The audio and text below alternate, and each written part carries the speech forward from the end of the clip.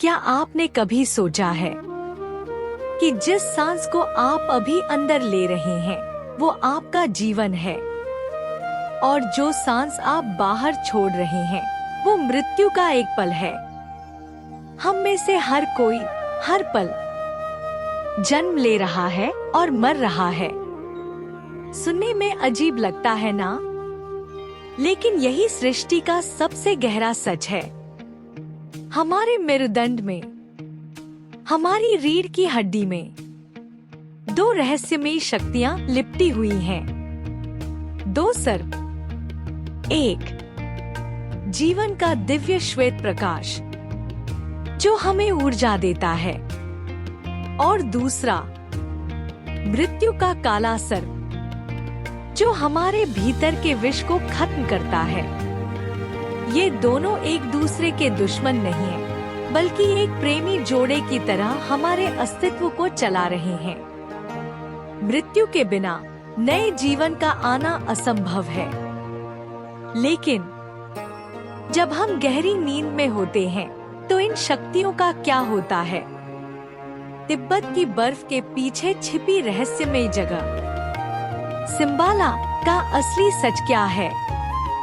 क्या वाकई इंसान अपने शरीर को पंचतत्वों में विलीन करके ब्रह्मांड की सूक्ष्म यात्रा कर सकता है? आइए माया, जीवन, मृत्यु और कुंडलिनी के इस अनसुलझे रहस्य के पन्नों को पलटते हैं। इस वीडियो में अंत तक हमारे साथ बने रहें, क्योंकि आज आप जो जानेंगे वो जीवन को देखने का आपका नजरिया हमेशा के लिए बदल देगा। विषय 4। जीवन में जीवन और मृत्यु का एक साथ अस्तित्व। हम में से प्रत्येक यह जानकर आश्चर्यचकित होता है कि हमारे जीवन के अस्तित्व की प्रक्रिया में जीवन और मृत्यु एक साथ विद्यमान है। प्रत्येक श्वास में हर कोई जन्म लेता है और मरता है। यह प्रक्रिया जीवन भर चलती रहती है। ताज़ी श्वास अंदर जाने पर व्यक्ति को जीवन शक्ति के साथ जीवन प्राप्त होता है, परंतु श्वास बाहर निकलते ही वह तब तक के लिए मृत समान हो जाता है जब तक कि अगली ताज़ी श्वास न आए। यदि अगली ताज़ी श्वास नहीं आती है तो जीव का जीवन संकट में पड़ जाता है। बिना श्वास का यह समय शून्य में व्यतीत होता है। यही क्षणिक शून्यता जीव की मृत्यु को दर्शाती है।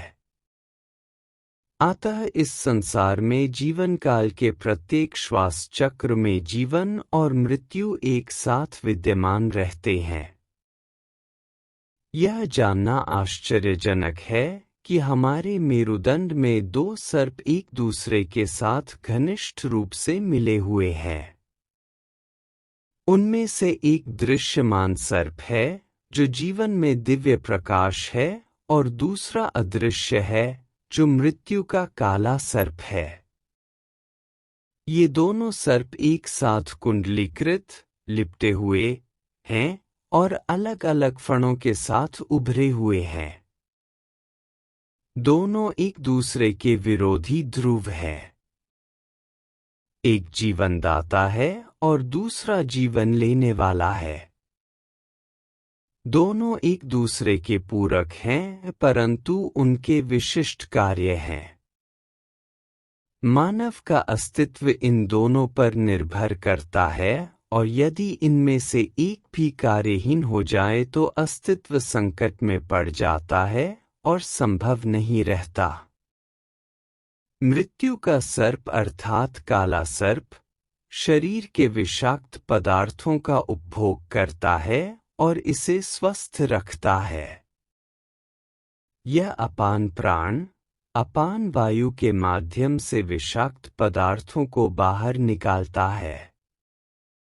साथ ही यह उदान प्राण को कार्य करने में भी सहयोग देता है।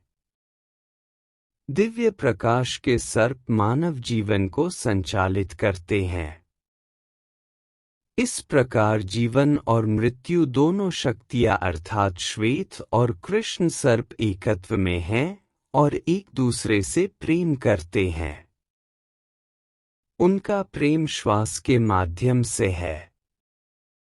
एक ताज़ी श्वास ग्रहण करता है और दूसरा उपयोग की गई श्वास को बाहर निकालता है और इस प्रकार श्वास के अंदर और बाहर जाने की निरंतरता उचित रूप से बनी रहती है। यदि उपयोग की गई श्वास तंत्र से बाहर नहीं निकलती है तो ताज़ी श्वास प्रवेश नहीं कर सकती। अतः यह स्पष्ट है कि नया जीवन तभी आ सकता है जब मृत्यु की प्रक्रिया सक्रिय रूप से निरंतर रहे। यह स्मरण रखा जाना चाहिए कि मृत्यु ही नया जीवन लाती है और इसलिए यदि कोई मृत्यु नहीं है तो कोई जीवन भी नहीं है।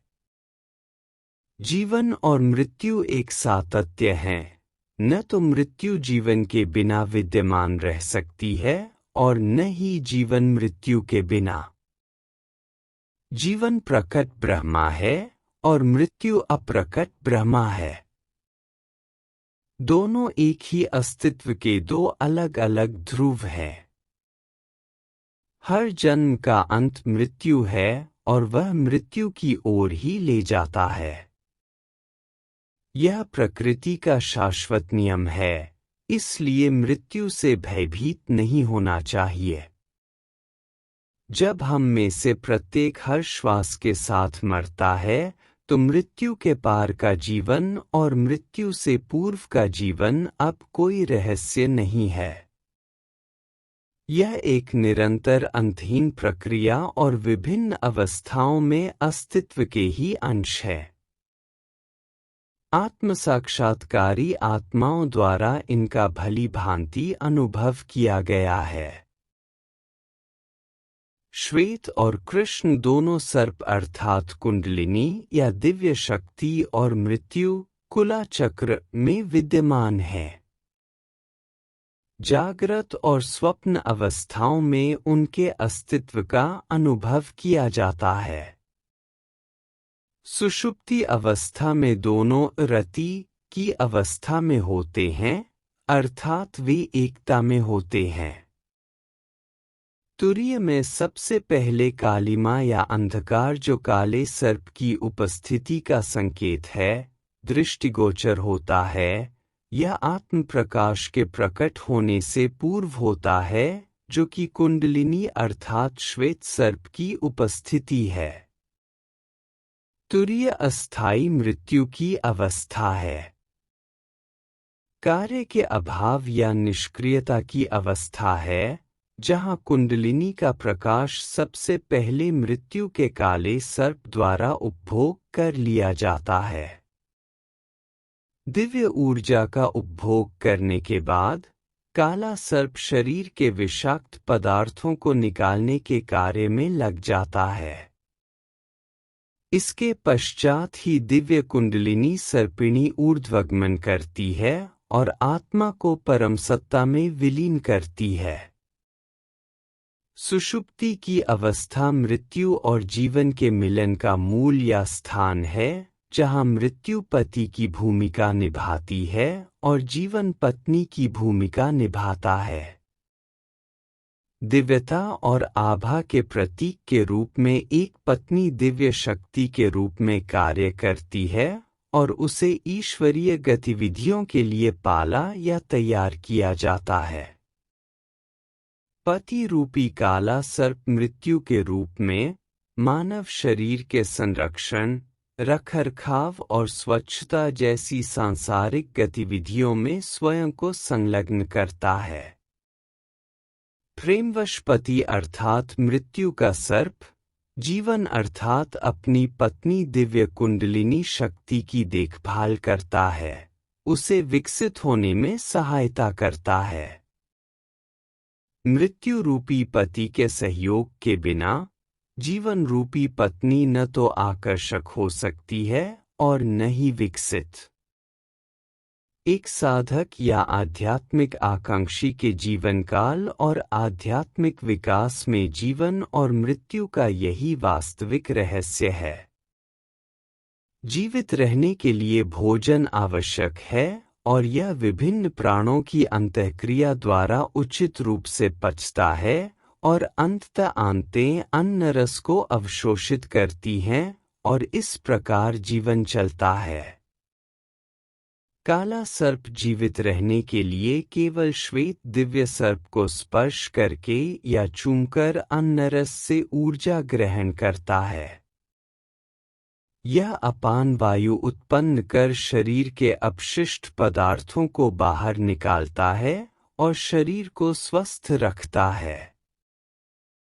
इसी से कुंडलिनी के आरोहण और अंतिम लक्ष्य की प्राप्ति का मार्ग प्रशस्त होता है।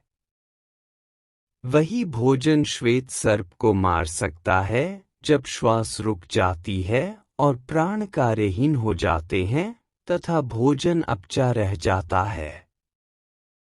इस प्रकार यह अपचा भोजन शरीर में विष में बदल जाता है। वही भोजन जो दोनों सर्पों के लिए ऊर्जा का स्रोत है, अंततः उनकी मृत्यु का कारण बन जाता है। अतः जब इन सर्पों द्वारा अन्नरस का उपभोग किया जाता है तो क्षुधा प्रकट होती है और जब यह अपचा रह जाता है तो मृत्यु का कारण बनता है, मानो यह जीवन के सर्पों को निगल लेता है। जैसे सर्प अपने ही कुछ अंडों को खा जाते हैं और कुछ को सेते हैं, वैसे ही भोजन जीवन और मृत्यु दोनों का कारण है। यह सब समय, स्थान और कार्य कारण के चक्र पर निर्भर करता है। इसलिए संक्षेप में अन्न या भोजन ही ब्रह्मा जीवनदाता है और जैसा कि समझाया गया है, यह अपने आप में एक मृत्यु भी है।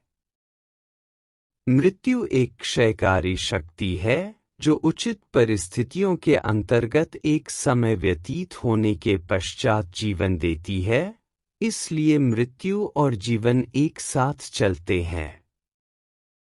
जीवन और मृत्यु एक प्यारा, अभिन्न युगल हैं और युगल के बिना कोई शक्ति नहीं है। मानव तंत्र में दो कुंडलिनी शक्तियां एकत्व में एक युगल के रूप में विद्यमान हैं, जो एक दूसरे की सहायता करती हैं।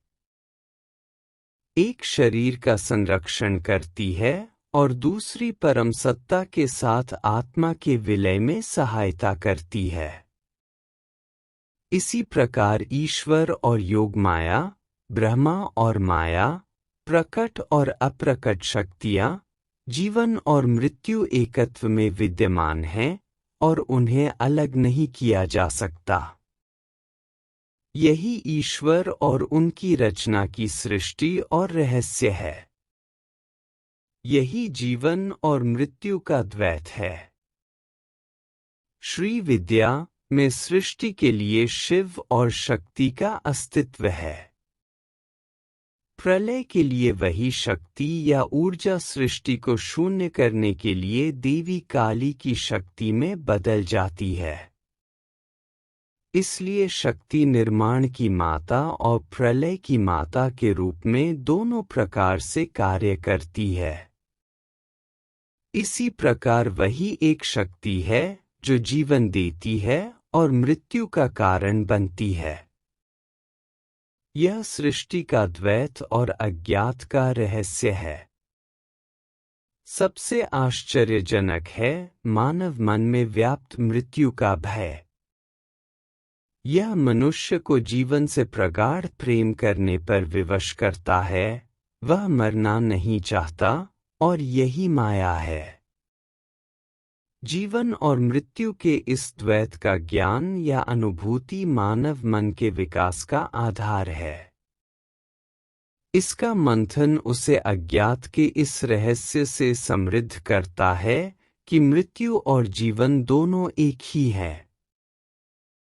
किसी को एक से प्रेम करने और दूसरे से घृणा या नापसंद करने की आवश्यकता नहीं है।